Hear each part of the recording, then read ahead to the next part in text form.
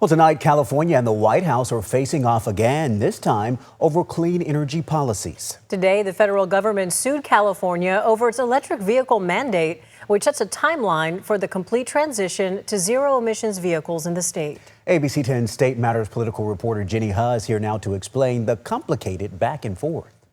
Well, at its core, this is another debate over federal versus state authority, and it's the latest showdown between President Trump and Governor Gavin Newsom. The big question now is, does California have the power to set its own clean energy policies? This is just another attack on California, but again, we're resilient. We'll stand up.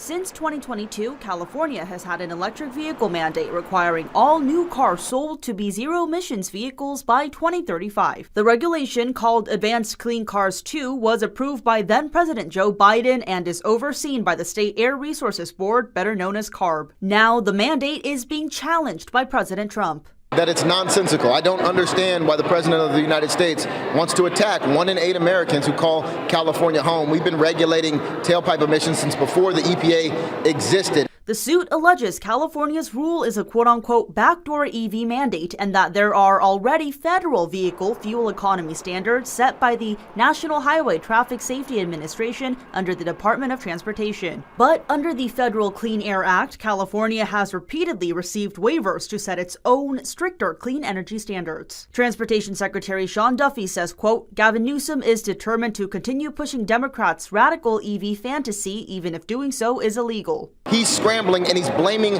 Californians. He's blaming California, the fact that we are a leader in the world on clean energy. Newsom's office responded in part, quote, on the same day Trump bragged on social media that he's happy to let the Iran war drag on while drivers keep paying more at the pump and oil companies pocket record profits, his administration sued California for advancing cleaner, cheaper cars that free drivers from the grip of foreign oil markets and the bad actors who stand to profit from global instability. This lawsuit is meritless, and we're not backing down from this fight. CARB says it cannot comment on active litigation. It's not a step back yet because we aren't going to let it just stand. California has faced criticism, though, that consumers aren't buying electric cars fast enough to meet the state's goals. The state's EV mandate requires 35% of new cars sold in 2026 to be zero-emissions vehicles, and that number rises to 68% for 2030 models. We're not as far as we should be. We want to be further. In January, the California Energy Commission reported the sale of over 2.5 million zero-emissions vehicles as of 2025, calling it an important milestone for the state.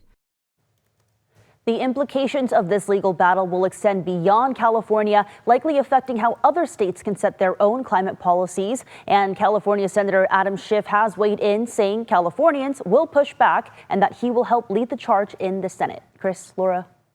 All right, Jenny Huh, thank you.